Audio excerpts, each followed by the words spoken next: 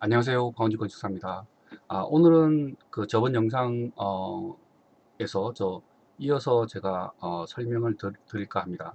그 저번 영상에는 제가 159가까지 제가 영상을 보여드렸었는데, 오늘은 이게 몇 가라고 얘기하는 이 블락 앤 랏에 대해서 잠깐 제가 설명을 좀 드리겠습니다. 이게 한국하고 다르게 미국은 블락 앤 랏이란 게 있습니다. 이거를 지도를 잠깐 보여드리면, 맨하탄, 이게 이제 맨하탄이죠. 맨하탄인데 이렇게 네모 반듯반듯합니다. 네모 반듯반듯한데, 이 그저 길과 길이 만드는 이 땅을 블락이라고 얘기를 합니다. 이 블락. 그리고 그러면 블락 안에 뭐가 있느냐 하면, 블락 안에 이렇게 보시면 이렇게 자기 땅 구획선이 이렇게 보입니다. 그렇게 되면 이거를 이제 랏이라고 얘기를 하죠. 그러면 이 블락하고, 여기서 잠깐 보시면 이 한 블락에 요런 랏들이 있는 거죠. 이렇게. 그럼 이렇게 번호가 되는 겁니다. 그리고 이 블락이 몇 번, 랏이 몇 번, 이렇게 되는 겁니다. 그래서 그 한국하고는 좀 다르죠. 한국에는 그 지적도라고 해서 자기 땅을 보여주는 그런 게 있는데, 어, 미국은 거의 이제 이거를 그 숫자를 굉장히 좋아하죠. 숫자를 좋아해서 블락도 넘버도 숫자고 랏 넘버도 숫자입니다. 그래서 이거를 어, 저 플러싱에 제가 잠깐 보여드리면, 이게 저번에 보여드렸던 162가죠. 162가에서 쭉 걸어오다가 159가에서 멈췄습니다. 그래서 이제 여기서부터 이제 오늘 보여드릴 건데, 이게 이제 그 표현하기도 쉽죠. 몇 가라고 얘기하는 게. 근데 지금 이 영상에서 이렇게 보시면, 플러싱은 이 세로가 스트리트죠. 보시면 세로가 스트리트고 가로가 에비뉴입니다. 이게 35 에비뉴 이런 식으로. 근데 이 맨하탄을 이렇게 보시면, 맨하탄을 보시면 이 가로가 스트리트죠. 그리고 세로가 에비뉴입니다.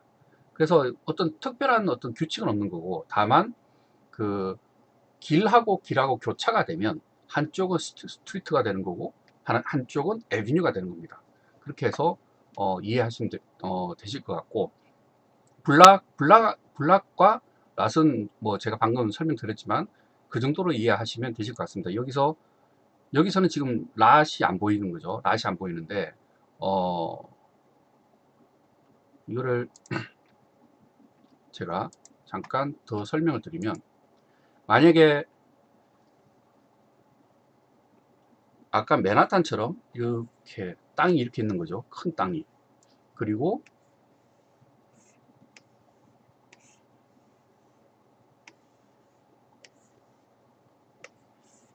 이렇게 되는 거죠.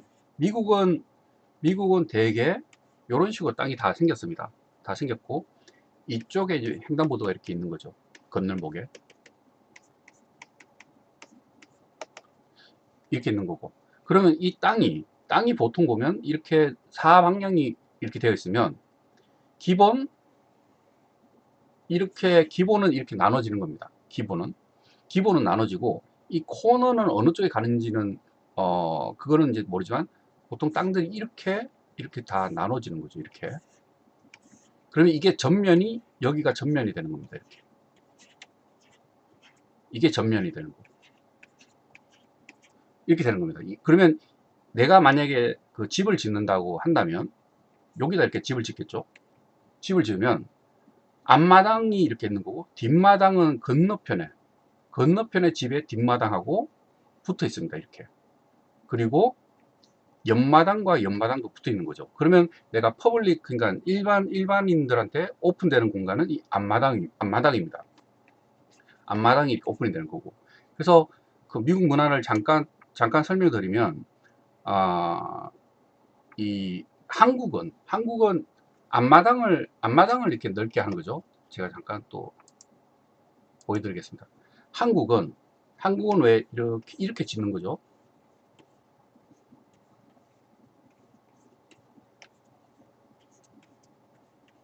한국은 이게 기본이죠. 왜냐하면 이렇게 해서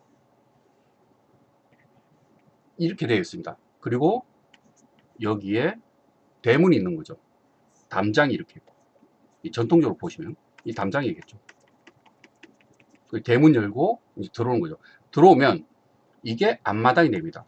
그럼 여기에 예전에는 이제 옛날 집은 수도관도 있었고, 어떤 이 뭐죠? 이 사람들 이렇게 앉아서 있는 이런 것도 있었고, 그러니까 이 앞마당이 한국은 굉장히 중요하죠. 한국은 앞마당이 중요하고, 대신 이 뒷마당은 굉장히 좁습니다, 이게. 그래서 사람 겨우 지나가는, 뭘 놓나요, 이게? 옛날에 장독대 놓죠, 장독대.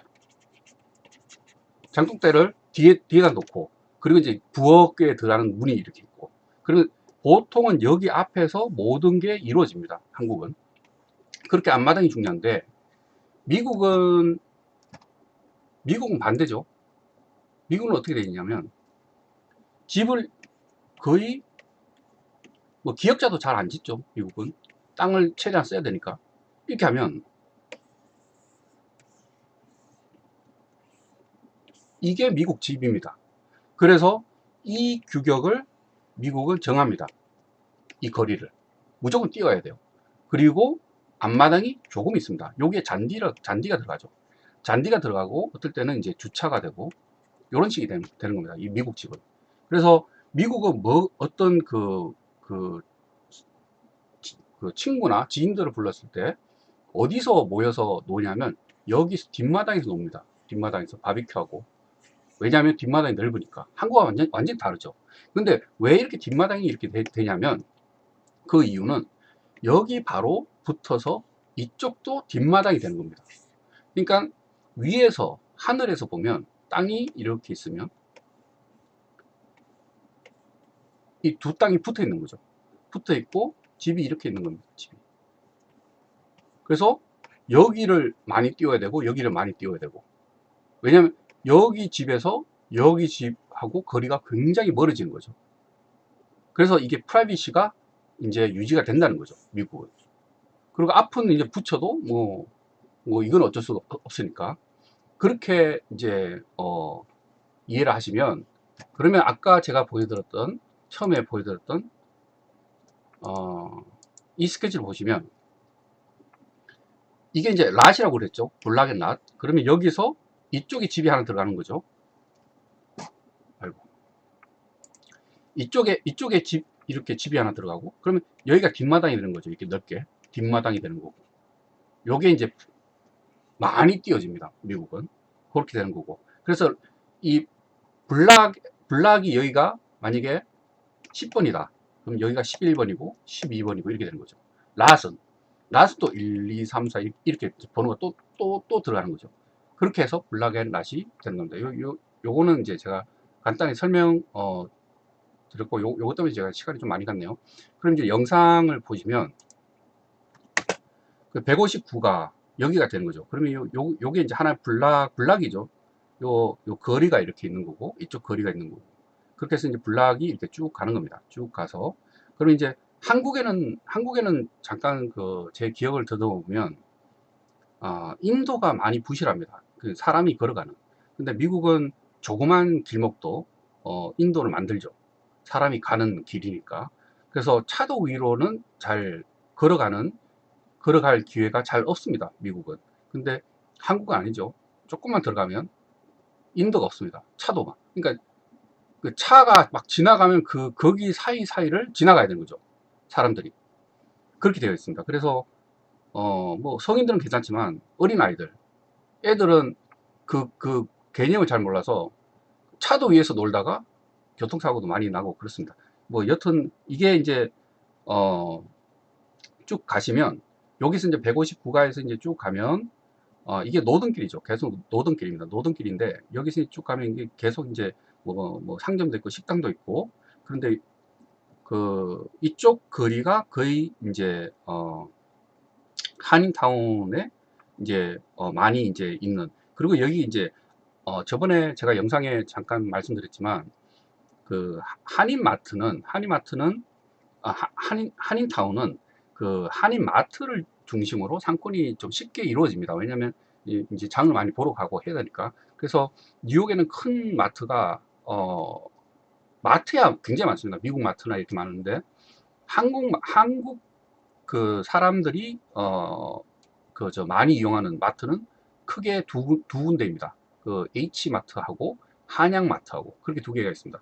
그래서 지금 쭉쭉 가면 여기서 지금 제가 이 영상에 잠깐 보시면 보이시겠지만 이 자전거가 그 요즘은 이제 전기 바이크가 이제 나오는 거죠. 전기 바이크가 나오는데 이게 이제 인도로 가야 되는 건지 차도로 가야 되는 건지 요게 조금 제 입장에서는 조금 헷갈리긴 헷갈립니다. 근데 중요한 거는 뭐냐면 이 바이크든 아니면 전기 스쿠터든 이분 지금 타고 이렇게 지나가죠. 횡단보도를 이러면 안 되고 내려서 끌고 가야 됩니다. 왜냐면 이게 너무 빠른 속도로 가기 때문에 횡단보도 위에. 그래서 그 미국에서도 종종 그런 교통사고가 많이 나고 그렇습니다.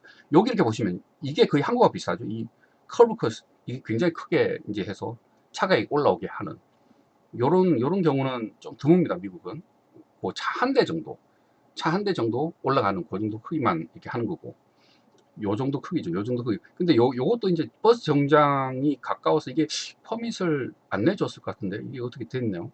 이게 이제 그렇게 해서 이제 주차가 그리고 이제 여기는 굉장히 많죠. 그 할인마트가.